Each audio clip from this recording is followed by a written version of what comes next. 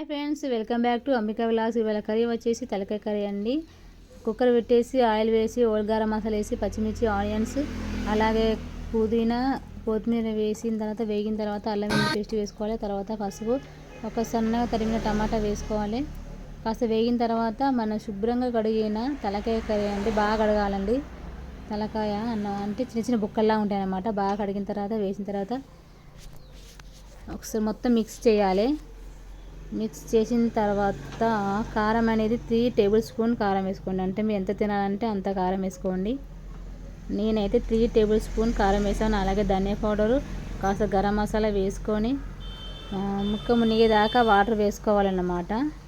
వేసుకున్న తర్వాత 10 విజిల్స్ వస్తే చాలండి. ఎంతో టేస్ట్కరమైన తలకాయ కూర రెడీ. మీకు కనుక నచ్చితే లైక్, షేర్, సబ్స్క్రైబ్ చేయండి ఫ్రెండ్స్.